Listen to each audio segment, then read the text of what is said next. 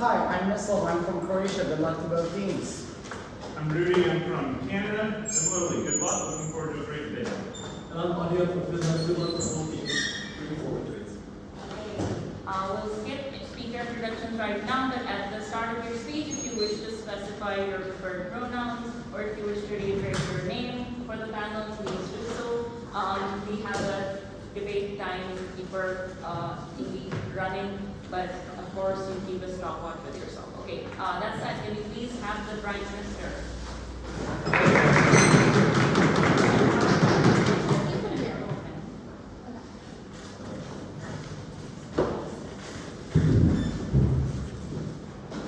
And just so you have it, my name is Advika. I use she, her.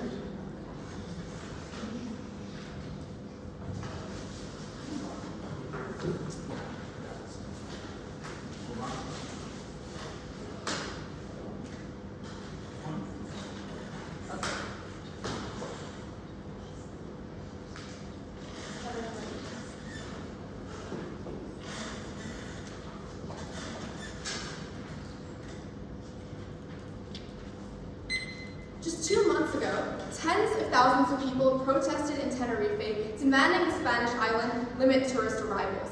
Their pain can be heard in their chants when they cried, "This is not tourism, it's colonization." They spoke for millions across the world who lost everything due to excessive tourism. On proposition, we recognize that we ought not sacrifice local individuals so corporations can line their pockets with money. We ought to protect their dignities and their cultures. We're very proud to propose. On framing, 3 things. First, major tourist sites attract excessive amounts of tourists. So Paris, for instance, attracted literally 44 million tourists in 2022. Second, it's characterized by overcrowded, highly congested squares, excessively long lines for attractions, and increased pollution levels. We see this all the time in cities like Athens, Paris, Barcelona, London. Secondly, how do we limit visitors under our side of the house? A number of destinations, ranging from Versailles to Galapagos, have limited tourism levels. Under our side, we're willing to take a diverse range of measures, like imposing hard caps, fines, and taxes on tourists. So for example, only 2,244 tourists can visit Machu Picchu in Peru on any given day.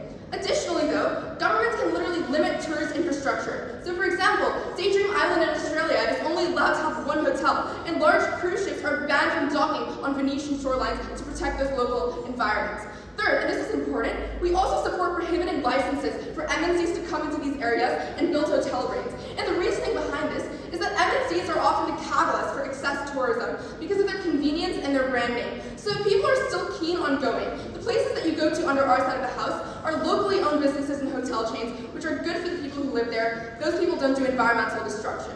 Fourth, this is a gradual process. So obviously Rome doesn't go from like 10 million tourists 1 year to 1 million the next. We think we have a gradual transition away from excessive tourism under our side. Third, what is our likely counterfactual under their side of the house? We think more individuals explore other tourist destinations when a cap is imposed. So currently in the status quo, 80% of travelers go to only 10% of the world's tourist destinations. Note that this is because the demand for vacations is inelastic. People pursue vacations to have a good time, take time off from work, and explore a new place. So when a vast majority of them can no longer get into major destinations, they're likely to spread out over much smaller tourist sites. It looks like going from Bali to Lombok, from Paris to Nice. Third, if this alternative tourist sites become overcrowded, we would happily restrict them as well, but we're also very happy to defend an overall decline in tourism. First argument on harms to local populations. 1. Prices rise and drive gentrification, and there are 2 reasons behind this. The first is that tourists from foreign nations have very high purchasing power, so they're willing to spend far more money than locals on goods and nice stays. When local businesses hike up prices to increase their profit margins, local communities can no longer afford these exorbitant costs. But second, MNCs and hotel companies demand large swaths of land to construct hotels when you have excessive tourist demand to satisfy. Because of the fact that land availability is limited, we think land prices increase drastically to the point where it can no longer be afforded by locals. All of this is unique to over-tourism specifically, because when you have more demand in one area, that's when you draw in harmful external actors like MNCs. Both of these things mean, 1, that large numbers of locals are displaced from their communities. This is really harmful because you lose your community, you lose your family connections, you're forced to start all over. We saw this happen in Barcelona and Hawaii, where vulnerable locals lost literally everything that was meaningful to them. It was devastating to their livelihood.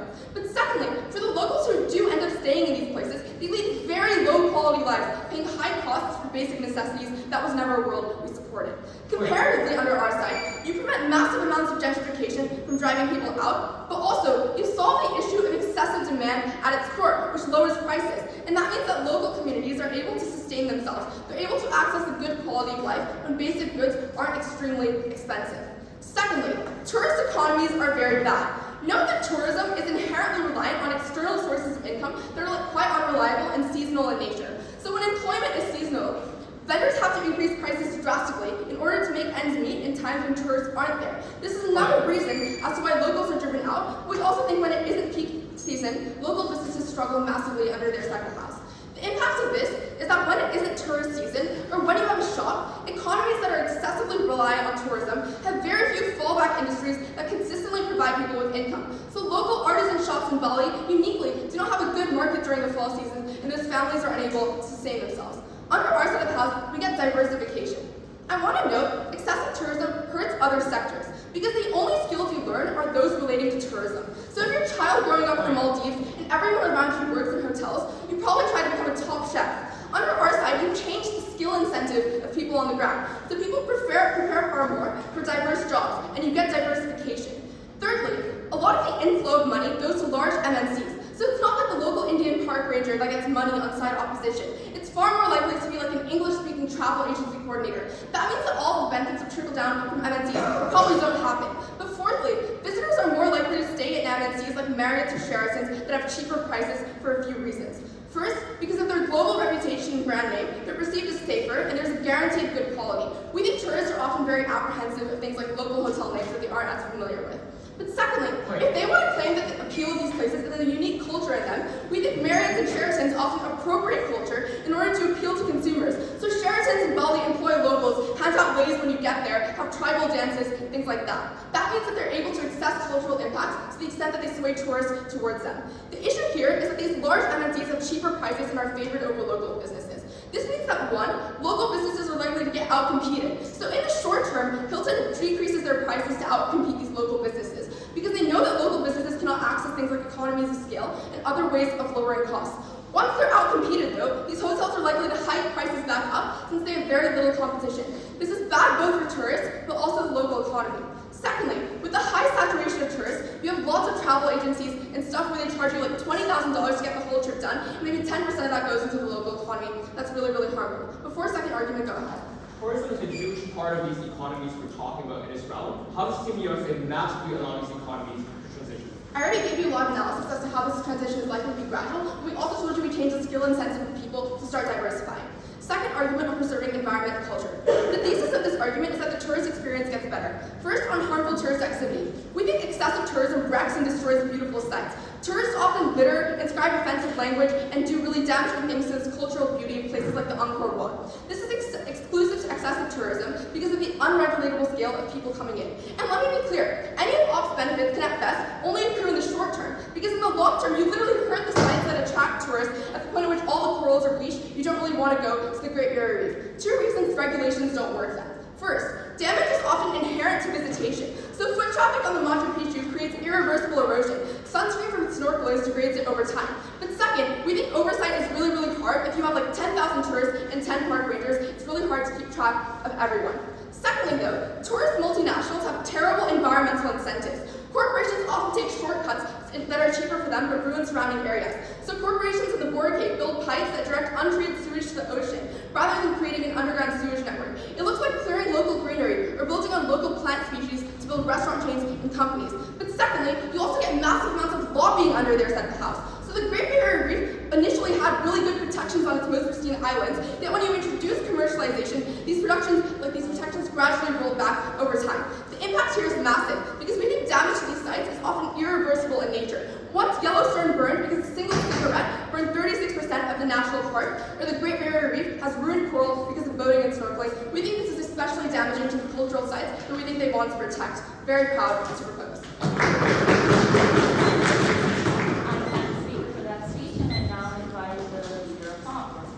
Here.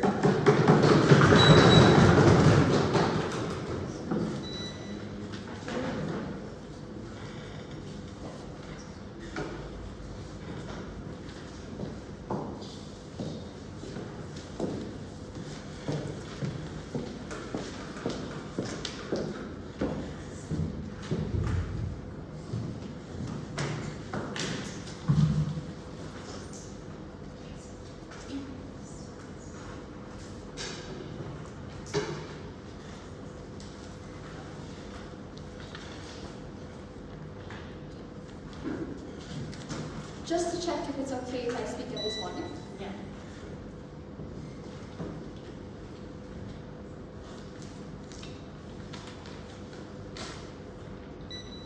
The engines of a tourist-based economy was one that fueled the livelihoods of thousands of individuals. What proposition does is they remove a vital cog from this machine, where, wait, sorry, my timer reset itself, sorry.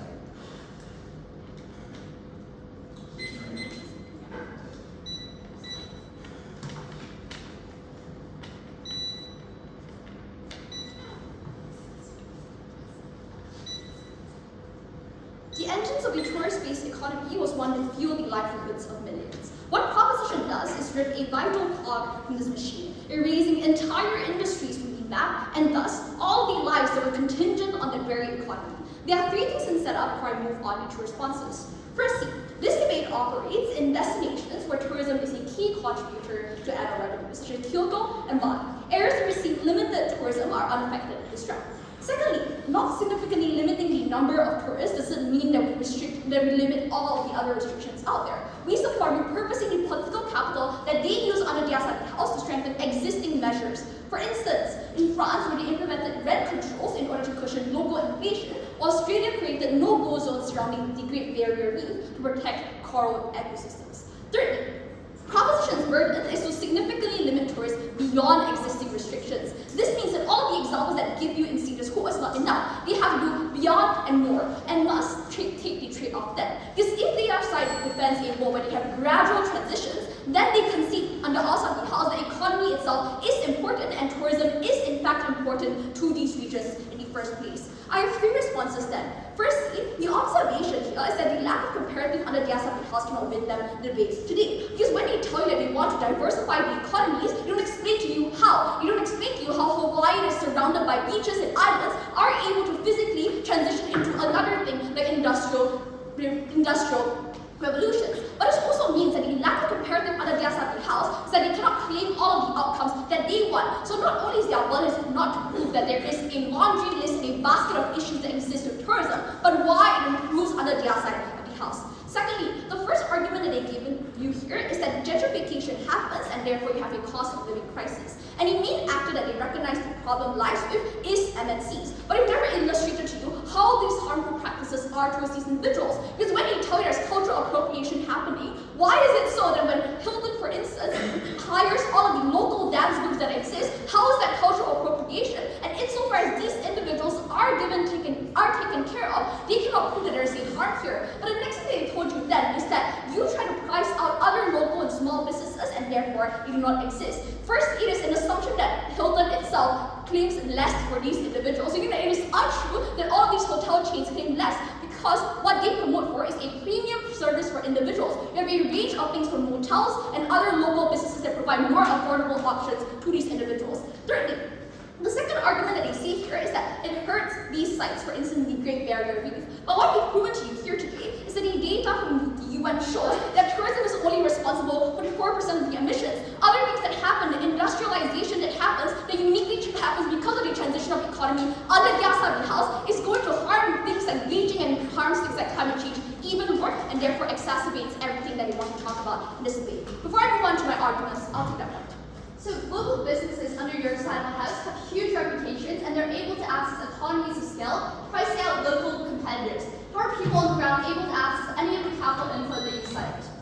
I think firstly because they get hired in these MNCs to begin with. They need to prove why there's a harm to that. Secondly, we believe that there's a state interest to provide a plethora of options for these individuals insofar as they are middle-class individuals also traveling because of low-budget airlines that is on the rise. Two arguments then. Firstly, that tourism stands as an indispensable pillar of the economy. There are three things under this. First is that high-volume tourists uniquely stimulates the economy through two mechanisms. Firstly, on consumption. Tourists form a huge consumer base for a large amounts of goods and services, ranging from merchandise and food to hotels and transports. Their spending then props up these SMEs, which opens up opportunities to numerous middle and high-paid jobs. But two, through investments. We at FBI investors strategically invest in areas with high-income consumers, and tourists are the perfect target market. Government has response to this by investing in these areas. For instance, Bali is a prime beneficiary of Australian FDI, and the Indonesian government estimates a hotspot for Australian Australian tourists. This investment then can be repurposed to build infrastructure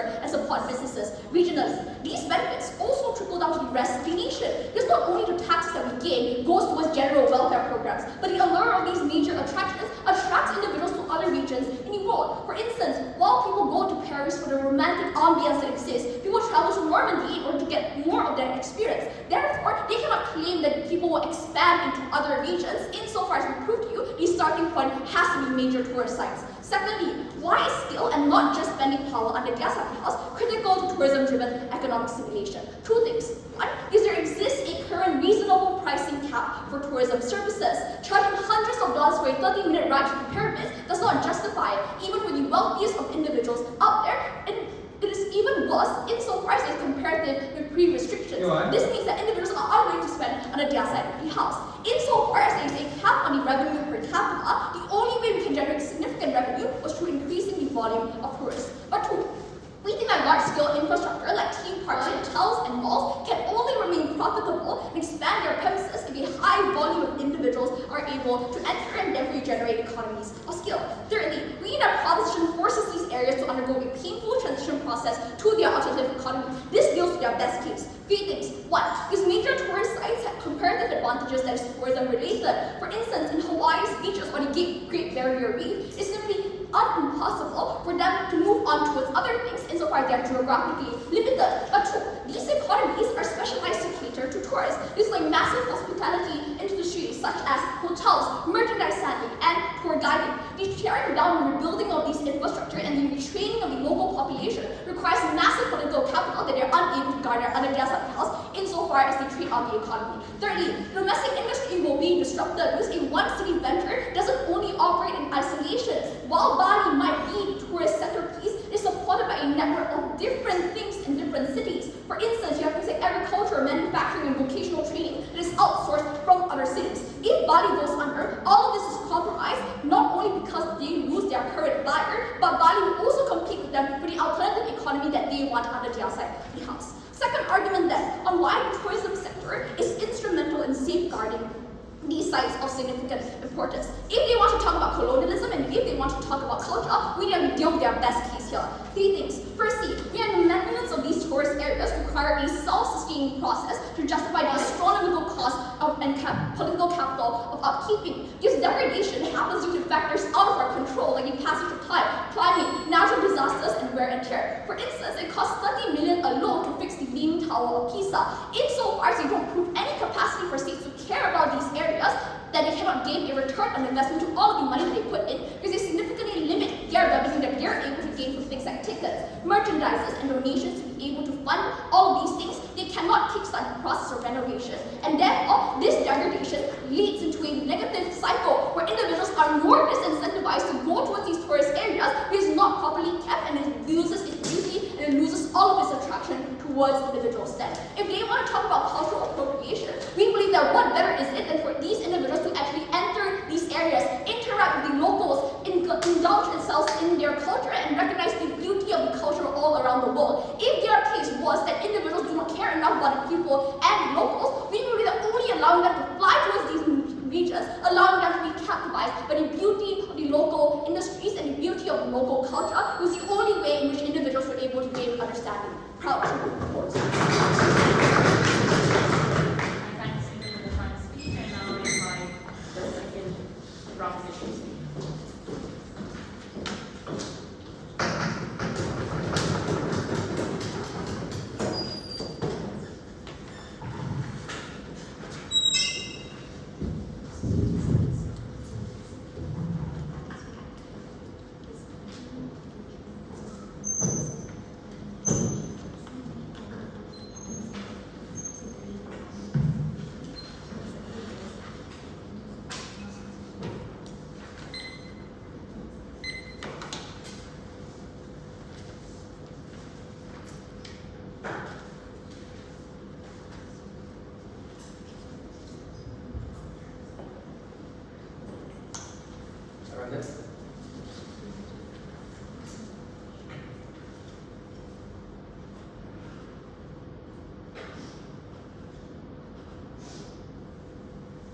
The problem with an LO that reads a case entirely preempted and answered in PM, with very little refutation of said PM, is that they just let arguments fall through. In the bustling streets of Barcelona, rental prices increased by 50% in just a 6-year span. No response to seasonal tourism, no response to prices rising, no response to mass gentrification. In the marine waters of the Maya Bay in Thailand, pollution and boat anchors have destroyed over 80% of coral reefs. No response to mass environmental harms. They just say we're going to protect the Great Coral Reef Barrier without actually answering the structural mechanisms in our case. The vibrant Van Vieng, a quiet village in Laos, was forcibly injected with alcohol-fueled parties, resulting in increased crime and cultural degradation. No response to tourist appropriation. This was why we are very proud to propose, because over-tourism was not some economic revival that they wanted to claim. It was the silent killer all along. And the only way to reverse these effects and to transition these places away from the predatory clutches of tourism, the only way to prevent these catastrophic harms that are happening now and continuing to happen in hundreds of places around the world was our side of the house. 3 clashes in this debate, but first I just want to deal with their model of regulations and why they don't get it. 4 responses. Number 1, I think you just get mass amounts of corporate lobbying. We tell you that in 2023, Airbnb spent a record amount of money lobbying against federal regulations. Marriott spent $1.25 million on foreign lobbying in 2021 to get the restriction, like withdrawals that they want. Secondly, I just don't think this is enough because you don't have a manageable scale of people under their side house. I think regulations work far more effectively on our side when one park ranger can manage 400 people as opposed to 400,000. Secondly, I just think governments have short-term profit incentives. That is to say, they do not want to put ugly fences or ugly glass walls around the sort of things that attract mass amounts of people, so I don't think they're likely to vote for these things or implement these sorts of things in the very first place. And finally, I just think oversight is much more easier under our side of the house. I don't think they get the regulations they want. They have to mechanize why governments are likely to reinvest this money into those states instead of just asserting it.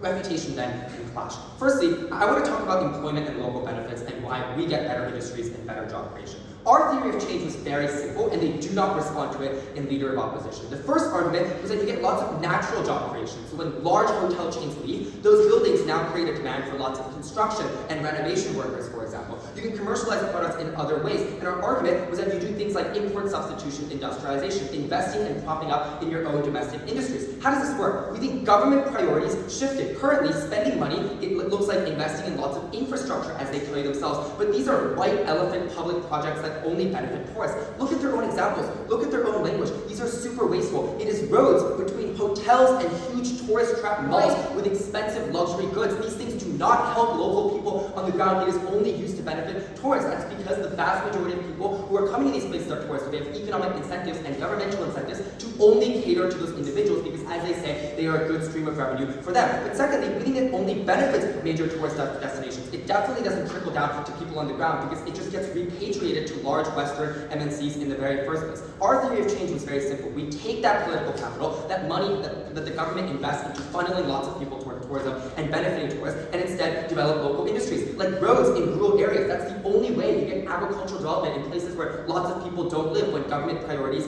shift, for example. There are lots of people now willing to work if you limit tourism, and we think private companies and FDI moves in to capitalize on those populations. Finally, on education, when you're making free money on tourism, you don't invest in educational programs. This was an argument in PM. This has a big long-term impact because kids stay in school instead of dropping out to become street vendors, for example. And tourism is very short run, so governments invest and funnel people towards it. Not enough education means not enough human capital, means you don't attract enough jobs or build domestic industries. There was a skill incentives argument in PM that does not get responded to. Seasonal unemployment completely dropped under their side house. Our argument is that these tourists only come for a few weeks of the year, maybe during summertime. It is unclear how you have a stable job in the very first place. The last argument I just want to forward is that I don't think employment happens on their side house. I don't think there's local benefits. 4 responses. Number 1, I think the vast majority of the time these MNCs like Marriott's or McDonald's, like restaurant chains, for example, move into these places and use a lot of AI and automation instead of human capital. It looks like automated self-checkouts, like touchscreen kiosks at your local McDonald's, like automated room service, things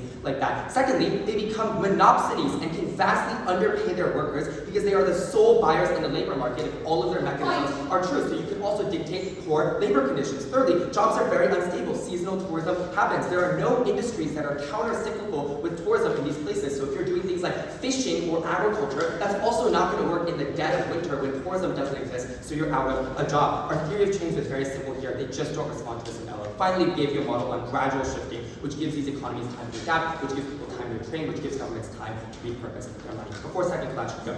Do you oppose all FDI, even in areas outside of tourism? Our argument was that the only way you shift priorities away from urban metropolitan centers and towards rural areas is if you give governments incentives outside of just catering to tourists. This was responded to in the first 5 minutes of my speech. Now refutation on their case and the second clash on economies and prices. We gave you lots of reasons why over-reliance on tourist economies were bad. They just respond to this by saying, oh, how is it culturally appropriate if Sheraton hires like local dancers or whatever? The argument is that you go to Sheratons instead of local hostels, instead of local mom and pop shops, instead of local businesses. That's why that money doesn't repatriate to local populations. This was just missing the boat of our arguments. Finally, they say cheaper costs are not true. I think you just need to gut check this argument. These massive these economies of scale, they are much more efficient, they are likely to come in, and they're happy with running at risk, right? They're happy with running at negative economic losses, for instance, for a short period of time if it means they can drive out all of their competitors, and in a couple months, jack up their prices to recoup all those losses. They're happy with this because Walmart and Marriott has thousands of chains all around the world that they're still making money from, but these local businesses, for them, it was a try or die in that one situation. Finally, I just think they talk about arguments like, oh, we're going to develop in surrounding regions, we're going to invest in areas, but they're just too assertive. Our argument is that attention is not diverted to rural areas, that we restrict major sites, that we have competitive incentives for people to go to other places. So if it was good that these streams of revenue was going to places, we argue in our model that these places, new places will be discovered, new destinations will be discovered, new sites will be discovered, but we do it at a much more controllable rate, which is why these places got streams of revenue anyway. Finally, they say these places are not properly kept. This is their cultural argument. The reason they can be kept so often and at such high cost is because of over-tourism. There is no response to environmental damages, which I'll extend now. Our argument is that there are lots and lots of places where environmental damage is hyper-concentrated, which is much worse than dispersed concentrations. Places like the Amazon rainforest, where construction of tourist lodges and resorts often involves deforestation. Places like droughts in Bali, Indonesia, where the demand for water by luxury reports to do things like hot baths and tourist facilities exacerbate local water shortages. We thought this was very, very bad. Sub 3 on cultural erasure. First argument is on commercialization. We think existing sacred places and cultural landmarks start catering to white wealthy tourists. So you stage spectacles of your culture. You package it into digestible products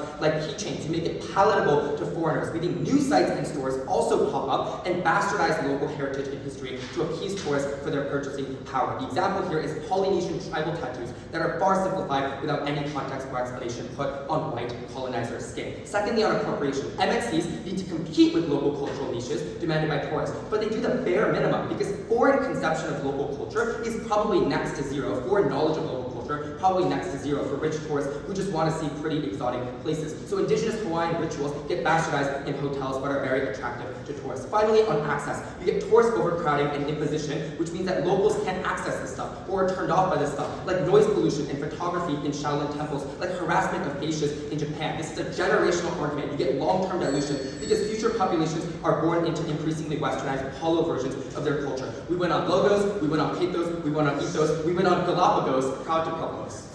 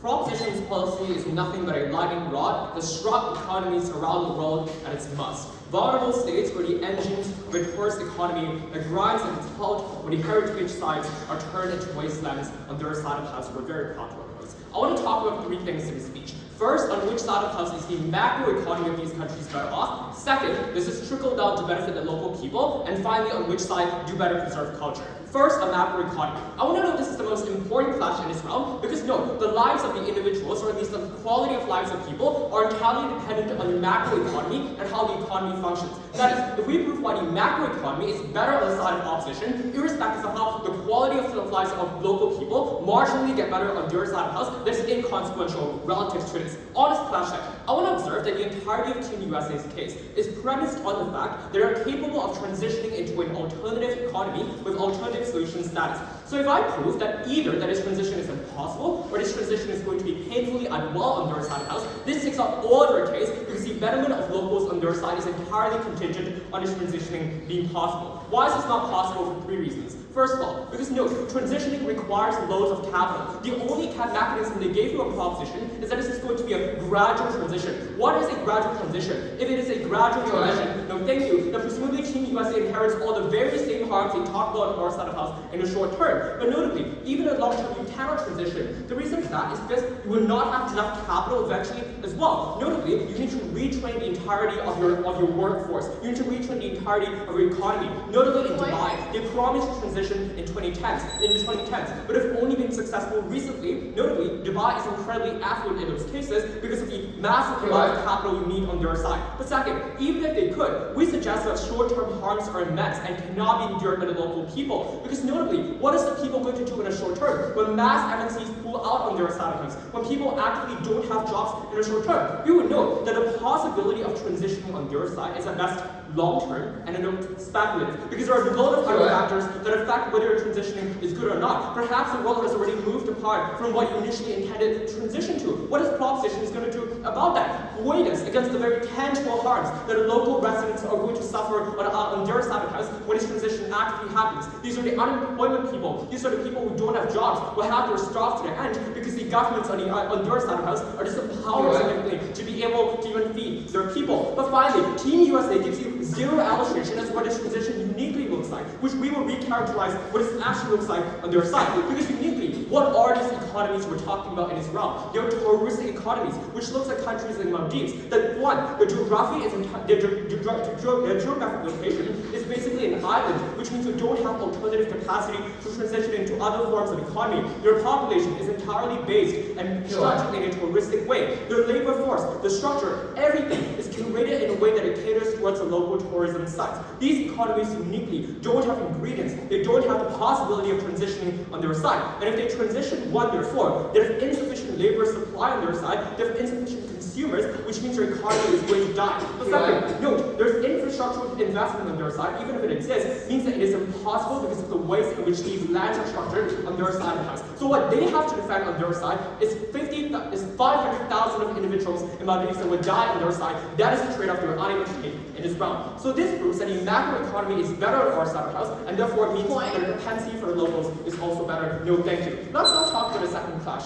This is actively trickled down to the local people themselves. I want to do 3 things underneath this. First is quickly take out their non-claim about seasonal spending, and therefore because tourism only applies to certain seasons and it is bad. One, clearly if you make insurmountable levels of profit in other seasons, you'll be able to offset the cost in the seasons where no tourists come as well. Else, why will places in the likes of Bali survive to this day? But second, it is uncomparative because notably, industries they likely transition to on their side of in a basket scenario, in the likes of agriculture, in the likes of the fishing industry, are best seasonal and best seasonal on their side of the house as well. It is unclear why it makes a huge difference. Let's not talk about their place. Because Team USA's case operates under a fundamental misconception of what MNC's incentives are. They say, well, MNCs were displaced and basically are not hiring any of the locals. They have short-term incentives and therefore they're likely to corrupt the entirety of the system. One, this is not true. If you assume that MNCs are profit incentivized on both sides of the house, the logical extrapolation of that is that MNCs want to profit as long as possible. How do they do that? To make these tourist sites as sustainable as possible. The main tourist attractions of these places is the fact you have the cleanest waters.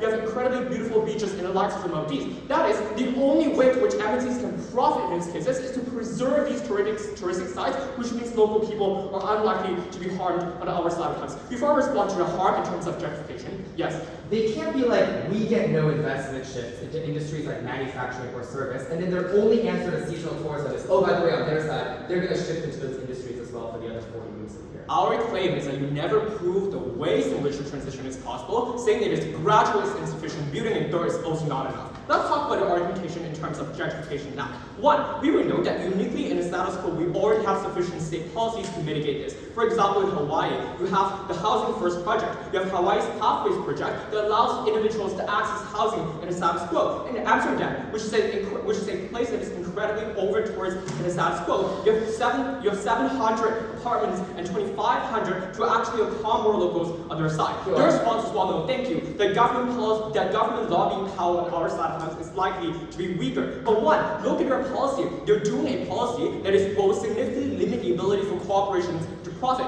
that requires immense amount of political capital. That is on our side, we can repurpose this to regulate these practices of these MNCs as well. But second, even if the long term that these pieces of political capital, these strings over time, notably, we are the home state. We are the individuals deciding on whether you can come into our state or not. In those cases, therefore, we think that individual countries in our side of us do have immense power and do have immense capacity to regulate these companies. Therefore, what this means is that all the benefits we told you since first about how this actively allows local individuals to be able to access equal and good enjoyment job opportunities, to be able to have better work forces, to be able to have better enforcement in terms of those cases stand therefore. But second, I want to flip this claim because note, status quo sees a spectrum of travelers. That is, not every single traveler is rich. That is why MNCs uniquely have incentive to cater to different consumer bases as well. But notably, they also have an incentive to hire the local people. I like what they assertively claim. Because notably, the locals are the ones who understand the geographical locations the most. They're the people who have the most amounts of access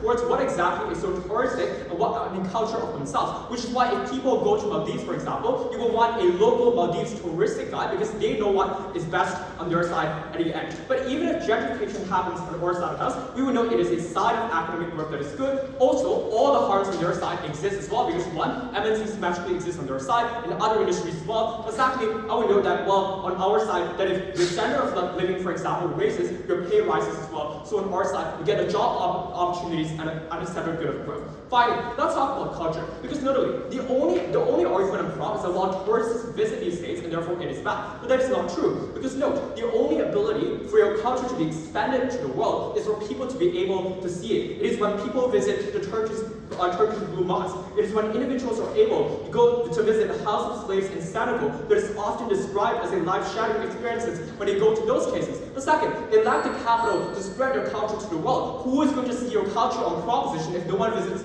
your sites? On all of these grounds, we want an economy, we want the lives of the people, we want a culture.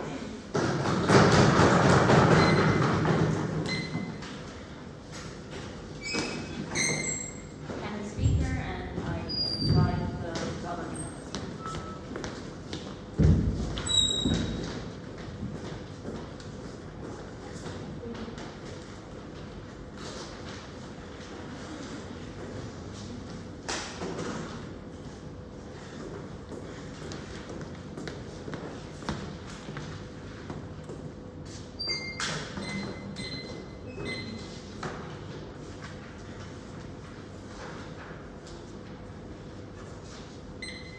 Side opposition's case in today's debate never addressed the intricacies of our arguments. With even with tourist caps in place, the majority of travelers will not just pull up during the holiday season, watch Home Alone, and call it a day. Instead, they would venture to new and exciting destinations under our side of the house. This meant that the tourism revenues they so coveted on opposition would simply be dispersed and redistributed to other communities that needed just as much. However, the devastating harms of over-tourism that we established were unique to their side of a house, a seasonal and volatile industry that you fundamentally became dependent on, the overuse and overcrowding of local infrastructure, the systematic prioritization of these tourists who literally outnumber locals in many of these instances. On proposition, we recognized that it was possible to still claim a vast majority of these tourism revenues without necessarily accruing the harms of over-tourism. That is what they needed to defend on opposition. We're very proud to oppose. I'm going to talk about two main areas of clash in the speech. First, on the economics of tourism, and second, on cultural preservation and promotion. First, on the bulk of today's debate about the economics of tourism, I want to begin here by considering whether tourism, on an intrinsic scale, is profitable or stable as an industry. Our claim from first is that tourism was intrinsically seasonal. You only travel, obviously, during the holiday season, which I want to emphasize means that you literally have to maintain very expensive infrastructure all year long just to have 2 or 3 months of benefits and profits. This was financially unstrategic in the very first place. Moreover, tourism is a luxury good, meaning that people are likely to cut down on it, and it's the first expense they're likely to cut down on when the going gets hard with their economic slumps. This meant economic volatility. Opposition responds to this by saying that different actors can save up to offset the cost of bad seasons or unprofitable terms. But the question is, who is actually saving here? If it's the individual employees, the fact that you're employed for 3 months as a taxi driver or as a hotel bellman does not give you enough money to sustain yourself and your family for the other remaining 9 months of the year. But if it is governments oftentimes have short-term incentives to literally spend these tourism revenues as soon as possible. So look at Colombo, Sri Lanka, for instance, where they had booming years of tourism, but once COVID hit, they literally were unable to afford food, fuel, and medicine. Insofar as these governments want to spend this money immediately in the immediate term, as opposed to saving it up. On our side, you have continued streams of revenues from far better and more stable industries. So the relevant question then becomes, and this is one that Second asks us on their side of the house, which industry is likely to take over and why is it able to arise? I think I'll give you 3 systematic reasons why these locations are able to develop new and profitable industries. Firstly, many of these places are very culturally rich or rich with nature, which means that they do have the resources to transition to new industries under our side of the house. They can very immediately commercialize and better and more sustainable industries. Industries, for instance, like entertainment, due to the cultural fascination of these places. There's a reason why people visit Paris for its art and for its culture. You can focus on building things like Parisian writing to build up school culture as opposed to building hotels under their side of a house. But second, governments will likely divert their money away from tourism under our side of the house. The Seychelles government literally devotes 20% of its total government revenues to advertising tourism under their side of the house. We divert this tremendous amount of money to developing new industries under our side of the house. This point meant that we could transfer the growth of these industries. But lastly, the limited amount of tourism that we do get on our side, even with these caps in place, was likely to be far more sustainable and far better. The reason being that if you can't travel to Paris during the summer because it's overcrowded and because there's a cap, that likely means that now you're willing to have a second option, traveling there during the winter or during the autumn, for instance, just because there are caps during the summer under our side of the house. This means that the tourism that we do get is far less seasonal and far more sustainable. For all these reasons, we suggested that tourism would get better, but most importantly, new industries would emerge and they would become far more profitable, far more sustainable under our side of the house. They want to tell us in second and in first that tourism just generates so much revenue it cannot be outcompeted by any other industry. But I want to note, first of all, this is relatively symmetric, because capital now spills over to other destinations under our side of the house. People are still likely to travel, right? We think that, generally speaking, other global destinations will recognize there's a huge marketing opportunity at the point in which you don't have to compete with Paris. You don't have to compete with Rome. At that point, you market your destination as also a very attractive and exciting destination. We simply put the money elsewhere. It does not disappear under our side of the house. Second, lots of tourist ventures actually do fail, because it's very hard to ascertain exactly what tourists want. The Olympics lose money almost every single game except in 1987, because they pitch themselves as a tourist destination and never actually generate enough revenue as an attraction. We know oftentimes it's actually extremely unprofitable, and we have no reason to believe that tourism is intrinsically profitable for these governments in the long term. But lastly, even if capital flows in, that was insufficient insofar as MNCs were likely to pocket the vast majority of these profits. There's executives of Marriott, for instance, the CEOs of these companies, who are likely to make far more than the hotel bellman they're able to hire under their side of a house.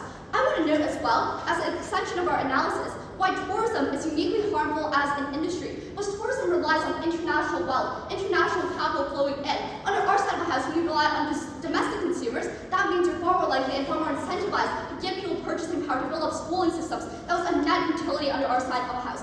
They give us 2 reasons to believe our benefits do reach locals, but these are fairly weak. First, they talk about infrastructure. We already told you in second that a lot of this is white elephant projects. You don't need a bunch of roads leading from hotels to like the airports. What you need are roads leading from schools to workplaces, for instance, so that parents could drive on those roads every single day of their lives. But second, there are opposite incentives not to develop these places. This is crucial and it flips their argumentation. Because so many of these places have a rural appeal. You go to these places because you want some sort of reprieve from your industrial life as an individual working in a commercial world. This means, for instance, you have cities like Madeira in Italy, where literally governments are unwilling to renovate these buildings because they want to retain the rural appeal of these places. That meant the locals living there would never be able to experience a better quality of life. But even if some people are employed, I just want to note that employment remains inaccessible for the vast majority of people. You still need basic communication skills to interact with international travelers, to be able to speak English English to work as a receptionist at the hotel. This is an inaccessible benefit for the vast majority of people. But even if they did provide employment, I just want to talk to you about why gentrification and higher prices matter far more on the comparative. Let's consider construction material and weigh it up against the marginal amounts of employment that they get under their side of the house. Two-way metrics. First of all, employment is very limited and it only benefits people with the necessary skill sets to be employed in the first place. Whereas the harms of gentrification and higher prices literally accrue to every single person, every local living within these areas. That meant the most vulnerable people who do not have a professional skill sets to be employed in the first place still had to pay higher prices who are unwilling to pay that on compensation. The second, our harms were far more important than theirs, insofar as this would manifest year-long and not just in a season. Maybe you get 3 months of employment, that does not make up for the year of higher prices they have to pay under their side of the house. Before I talk about culture, I'm happy to engage. How can all these small island in the middle of nowhere suddenly be able to diversify in whatever industry we want? I think I've already gave you systematic reasons why they are able to diversify. Insofar as there's an appeal to these regions, they presumably have some unique factors where exports they're able to rely on under our side of the house, and governments have a huge incentive to actually build up these industries. Things like land also get cheaper with hotels leave. We gave you lots and lots of reasons why this is possible. Second, I want to talk about cultural preservation. Was we said the commodification of low cultures was something that was indefensible. MNCs literally entering in to appropriate cultures and make a profit was indefensible. Cultural sites being eroded by constant use was indefensible. They say they got regulations under their side of the house, but we already preempted this in first. Regulations are always insufficient insofar as there's huge amounts of lobbyists. They can't say they have equal political capital to implement regulations. Under our side of the house, we force MNCs to leave. We force these private businesses to leave. When they have no stake in the game, that's the point at which you can actually regulate them. But when they're still in the game, when they have stakes in the game, you can never actually regulate the harmful types of behavior they're willing to condone. The impacts of this cannot be understated. People literally relied on these sites to access the most important parts of their lives. Spiritual things, for instance, like divinely burying your ancestors or visiting their graves. Under their side of the house, they commercialize this and they rip the immense benefit of this culture from millions and millions of people all around the world. It was a very clean win on both economics and on culture. Good proposition. I thank the speaker for that speech, and now I'm going to go.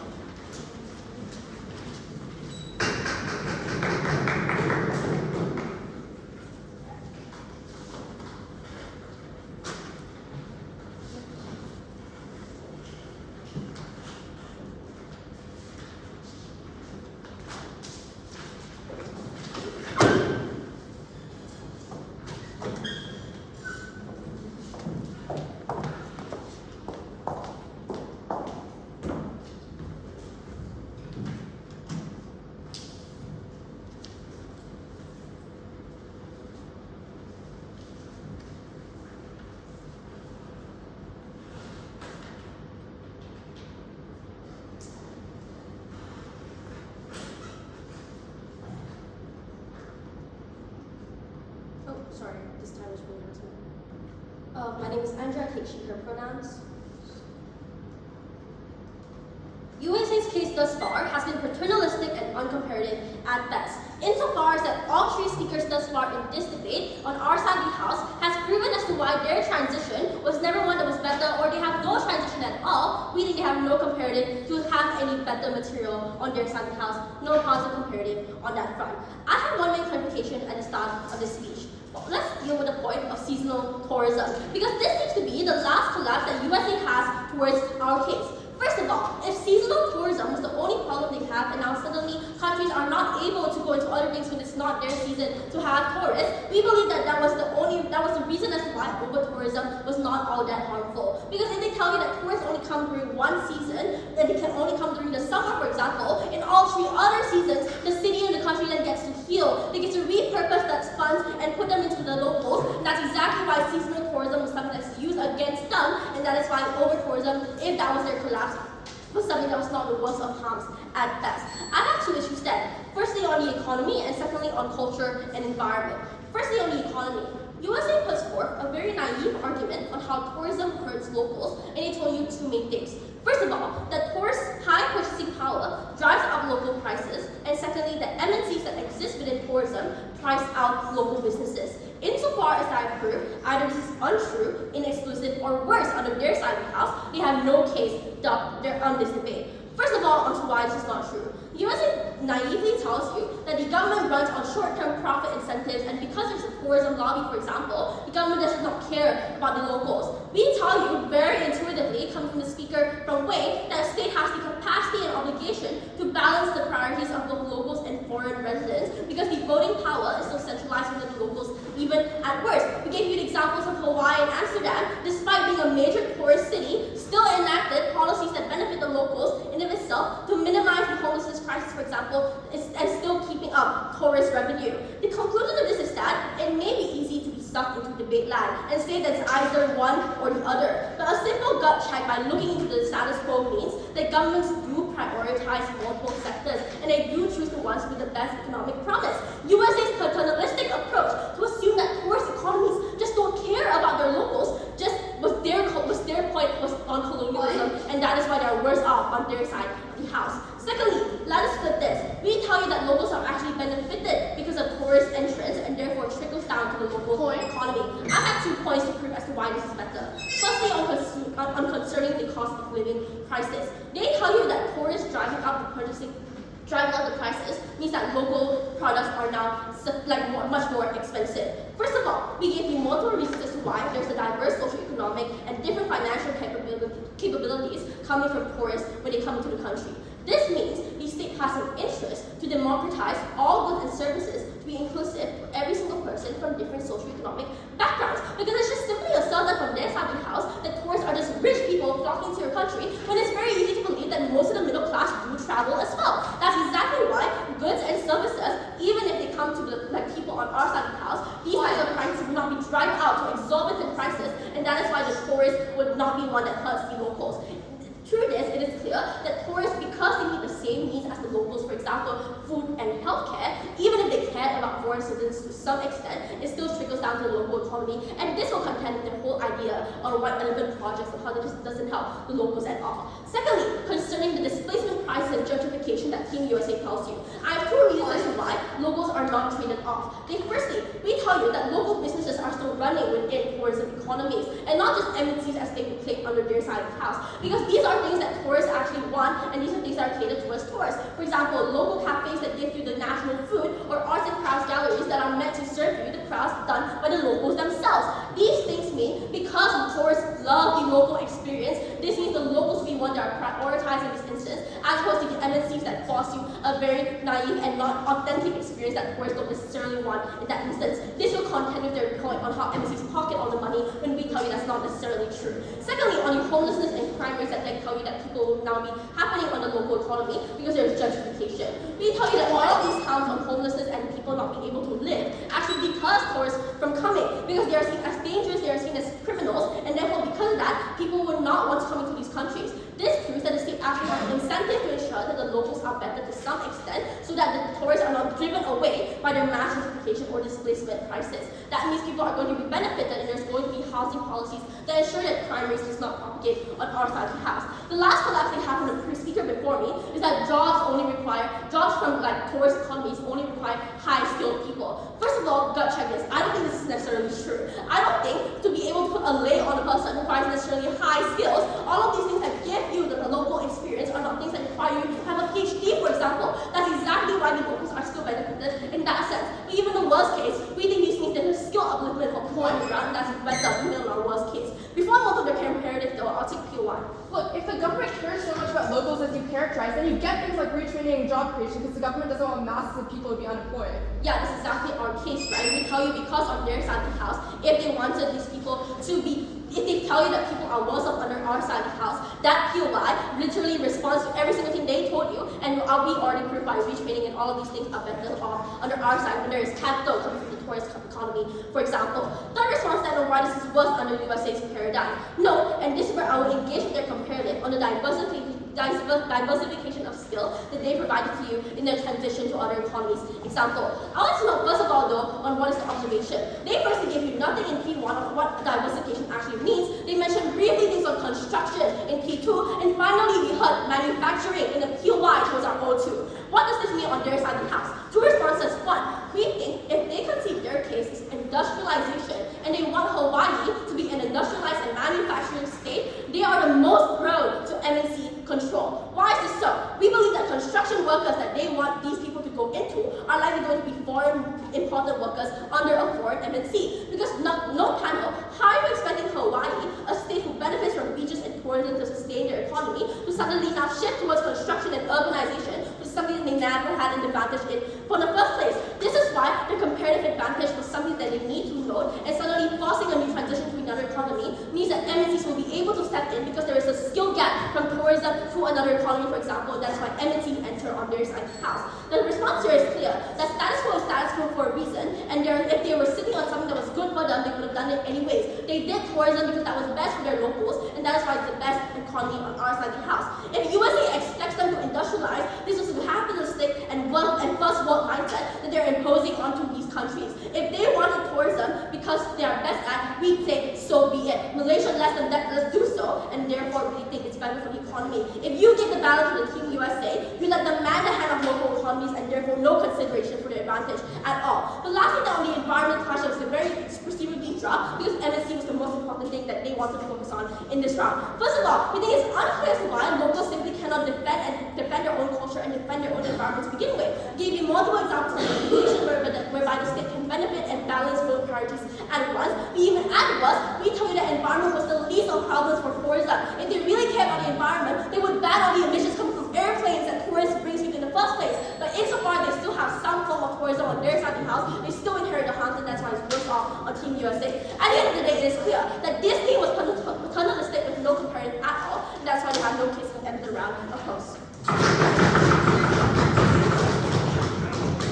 Speech, and I now invite the opposition to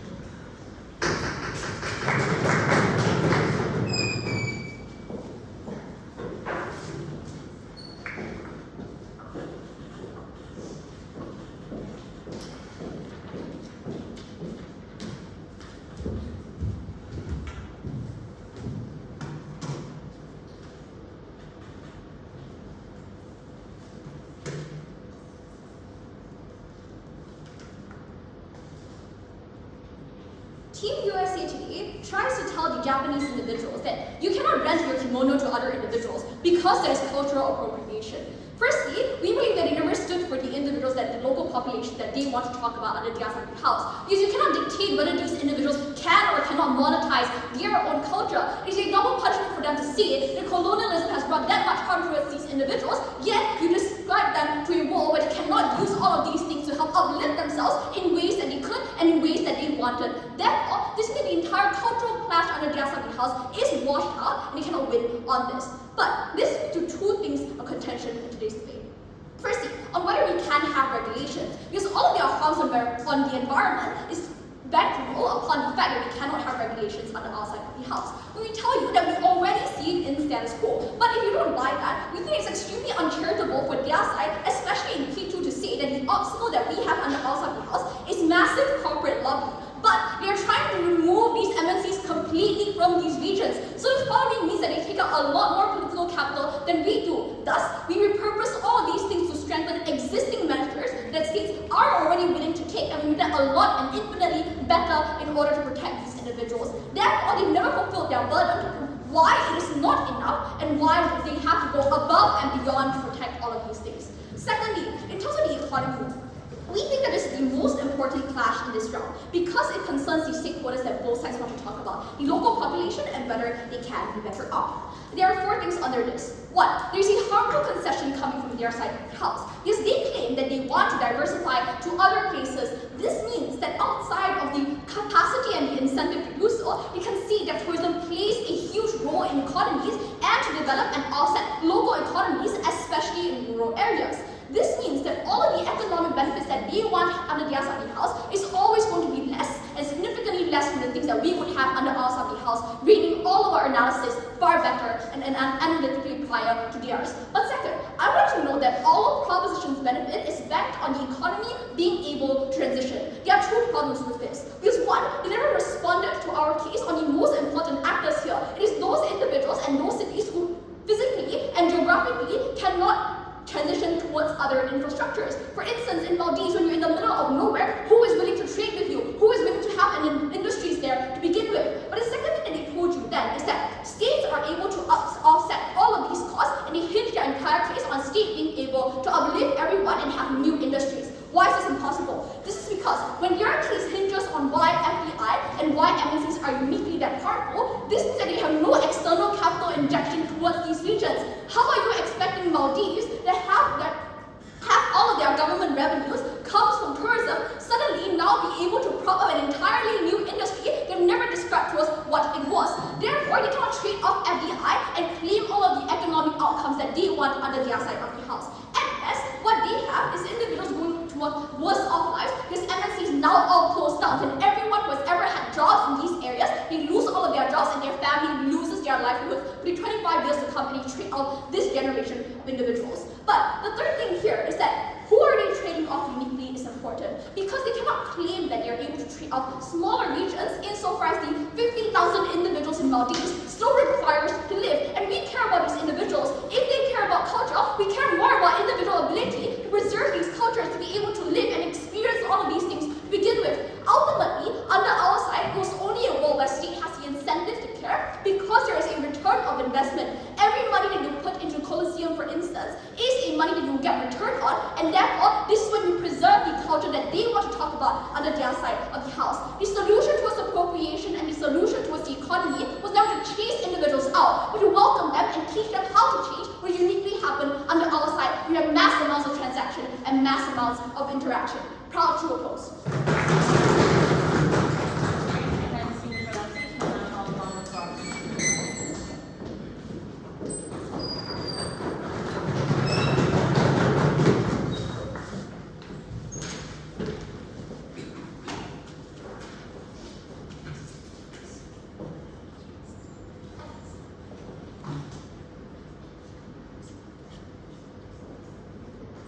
Two clashes. First on culture, we're vastly ahead here. Guys, tourists do not want authenticity. They don't do enough research. There are knowledge gaps here, which is why we told you tourist traps work, because they feign authenticity in ways that are very attractive. But secondly, we told you about commercialization and appropriation anyways, which flip their argument. Their only response here is that tourists can't experience stuff. The world can't see these cultures, so why does it matter? Guys, cultures are good in and of themselves. They are not beneficial only once white people come in and move and awe at them. We told you that prices are not lower. They were just paid for by someone else. They were paid for by local and indigenous populations, communities who had ancestral and cultural ties who were crowded out by tourists. We thought this was massively outweighing their economic stuff, and marginal decreases in prices, marginal increases in macroeconomics, which don't even trickle down anyways. Secondly, on the economy, we'll prove why prices don't decrease anyway.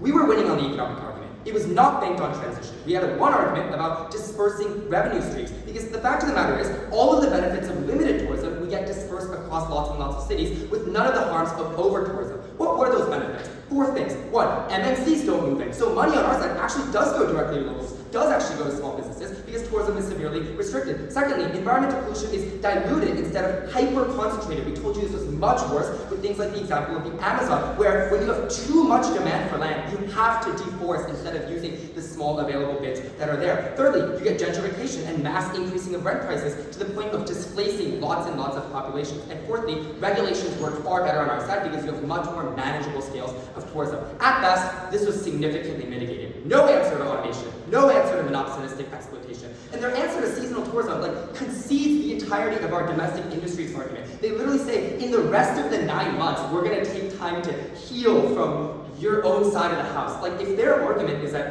we are going to get government priorities shifting, there is no explanation of how this happens. You don't just redo all your bridges every fall, guys. If you have the roads that are there, from airports to hotels, we don't think that stuff gets reconstructed on your side of the house. Maybe people still care a little bit on your side of the house about locals, but this is just scalar, right? We are investing more into these industries, we are transitioning more into those places, and it ends their only economic benefit about job loss and benefits to the macroeconomics. But also, I just want you to gut check this argument. Look at what is happening in Paris with the Olympics. They are doing massive amounts of construction that is displacing lots and lots of people. That proves the underlying structural analysis, that governments have short-term incentives to not want to transition if it is harmful, even if it might be good in the long run, because they have those kinds of electoral incentives. The difference on our side is that we force you to transition. So if they are so right that tourism is a big revenue stream, a big part of these economies, there are now lots and lots of people who are willing to work in things like agriculture, in things like manufacturing, in things like service. Their only answer here is just the Maldives, guys. This just proves how uncharitable they were on our side. But our argument is just that dispersion means we spread financial benefits. So even if the 1,000 people in Maldives get worse, we think the millions on other islands that do not have that marginal utility